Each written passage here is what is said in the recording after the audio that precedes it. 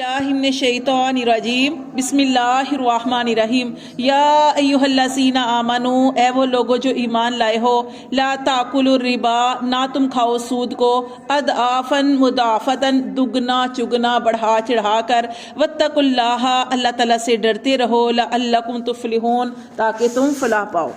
तो देखें यहाँ पे क्या बताया गया कि ज़माना जाहिलियत में जब किसी को कर्जा दिया जाता था ना, तो उसकी मुद्दत मुकर्रर कर ली जाती थी। मिसाल के तौर पर किसी ने किसी को 1000 रुपया दिया 1 साल के लिए। अब उसने कहा कि जो मैंने तुम्हें 1000 रुपया दिया ना 1 साल के लिए, जब मैं वापस लूंगा तो उसके ऊपर मैंने 100 रुपया ज्यादा लेना है। और ये जो 100 रुपया था ये सूद था। अब क्या था, किसी को जाहिर है मजबूरी में कोई कर्ज लेता है। अब कर्ज लिया किसी ने 1000 रुपया, मिसाल दे रही हूं आपको, 1000 रुपया लिया तो साल गुजर गया।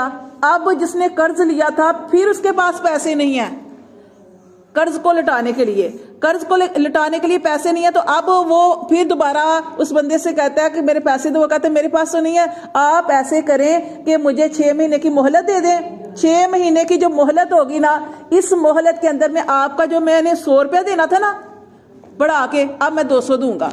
अब उसको 6 महीने की मोहलत मिल गई। अब 6 महीने फिर गुजर गए, 6 महीने दोबारा गुजर गए। 6 महीने दोबारा गुजरने के बाद जब उसने उसका कर्जा वापस करना था और सूद की रकम 200 वापस करनी थी, अब उस बंदे के पास फिर भी रकम नहीं है वापस लौटाने की। वो कहता मुझे 6 महीने और दे दो, अब मैं तुम्हें 300 दूंगा। ये इस तरह करते करते होते होते क्या होता था कि जो 1000 रुपया कर्ज था, इतनी दफा उसने मुद्दत बढ़ाई कि वो जो रकम थी ना सूद की, वो बढ़ते बढ़ते वो कर्ज से ज्यादा हो गई। तो ये अल्लाह ताला इसमें यही बता रहे हैं कि ना तुम खाओ सूद बढ़ा, इस तरह उसका सूद बढ़ता जाता। ठीक है, 1000 रुपया रकम थी, अब बढ़ा चढ़ा के वो आ गई इतनी ज्यादा, वो असल रकम से भी ज्यादा हो जाती थी। और देखें इसके बारे में नबी सल्लल्लाहु अलैहि वसल्लम ने क्या हदीस इरशाद फरमाई है। जैसे आप सल्लल्लाहु अलैहि वसल्लम एक दफा मिराज पे गए तो आप सल्लल्लाहु अलैहि वसल्लम का गुजर ऐसे लोगों पर हुआ जिनके पेट इतने बड़े थे जितने बड़े बड़े घर होते हैं। उनके पेट इतने बड़े थे जैसे कुशादा घर होते हैं। तो उनके पेटों के अंदर सांप उनको डस रहे थे। और आप सल्लल्लाहु अलैहि वसल्लम ने जिब्राइल अलैहिस्सलाम से पूछा कि ये कौन से लोग हैं, तो आपको बताया गया सूद खाने वाले।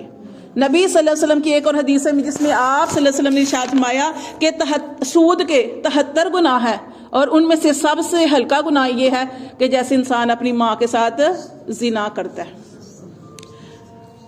तो ये इस तरीके से करना, ये सूद खाना, इसमें सख्ती से मना किया गया कि 1 रुपया भी आप लेते हैं, मिसाल के तौर पर जैसे देखें आप किसी से चीनी उधार लेते हैं, अवल तो लेते नहीं लेकिन हो सकता है गाँव के अंदर इस तरह की चीज़ें हों। किसी ने किसी से कोई चीज़, चावल उधार लिए, चलो मैं इतने दे दूंगी नाप के लिए, या चीनी किलो उधार ली, तो उसने कहा कि अब जब मैं आटा लिया उधार लिया तो अब वो वापस जब वो करने जाएगी औरत तो वो से कहे नहीं 1 कप मैं ज़्यादा लूँगी, तो ये भी सूद में आएगा। यानी कोई भी चीज जो है इस तरीके से ली जाए जिसके ऊपर बढ़ा के दिया जाए वो सूद में आता है। तो ये सूद जो है, ये अब देखें सूद जो है इसको सख्ती से मना कर दिया गया था। हमने कहा पढ़ा था ये हुक्म सूरतुल बकरा आयत नंबर 278 में शायद, ठीक है, 278 आयत सूरत बकरा में हम सूद के बारे में पीछे सारा पढ़ चुके हैं। नबी सल्लल्लाहु अलैहि वसल्लम ने इरशाद फरमाया कि दोनों पर लानत है। कौन से दोनों पर? सूद लेने वाले और सूद देने वाले, दोनों पर लानत है। फिर आप सल्लल्लाहु अलैहि वसल्लम ने इरशाद फरमाया जिस कौम में जिना और सूद फैल गया उन्होंने यकीनन अल्लाह के अजाब को अपने ऊपर उतार लिया। जिसमें जिना और सूद, और आप देखें ये बुराइयां इतनी ज्यादा है, अब बैंकों से जो कर्ज उसके ऊपर भी सूद होता है। इसी तरह जिना जो है वो आम है। एक और हदीस में आप सल्लल्लाहु अलैहि वसल्लम ने इरशाद फरमाया कि क़यामत के करीब सूद, जिना, शराब की कसरत हो जाएगी। किसकी? आपने फरमाया कि क़यामत के करीब जिना की, सूद की और शराब की कसरत हो जाएगी। फिर एक और हदीस में आप सल्लल्लाहु अलैहि वसल्लम ने इरशाद फरमाया, अब्दुल्लाह बिन मसूद से रिवायत है, और आप सल्लल्लाहु अलैहि वसल्लम ने इरशाद फरमाया जिस शख्स ने सूद के जरिए ज्यादा माल कमाया आखिरकार इसके माल में कमी होगी। अब कमी कैसे होगी? देखें कमी कैसे होगी। अब जो बंदा भी हराम खाता है ना, एक तो हमने पढ़ी ना हराम खाने से भी दुआ भी कबूल नहीं होती, नमाज भी। अब ये भी अल्लाह ताला ने मना किया हुआ है।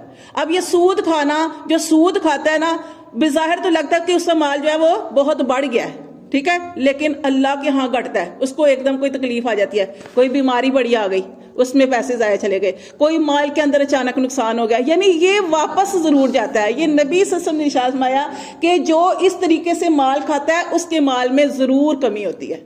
تو اس لیے جس چیز کو اللہ کے نبی، دیکھیں دوسری ایک حدیث میں قرآن پاک کی ایک آیت میں ہم پڑھ چکے ہیں نا، سورۃ بقرہ میں آپ پڑھ چکے ہیں سود کے بارے میں، کہ یہ سود کے کام سے باز آ جاؤ، اگر تم باز نہیں آتے تو گویا یہ اللہ سے اعلان جنگ ہے، کوئی اللہ سے لڑ سکتا ہے؟ اس لیے یہاں پہ یہی چیز بتائی گئی ہے کہ اے ایمان والو لا تاکلوا الربا، تم سود نہ کھاؤ، اضافا مضافہ، دگنا چگنا بڑھا چڑھا کر، واتقوا اللہ، اللہ تعالیٰ سے ڈرتے رہو، لعلکم تفلحون، تاکہ تم فلاح پاؤ، واتقوا النار التی، اور ڈرو اس آگ سے، اعدت جو تیار کی گئی ہے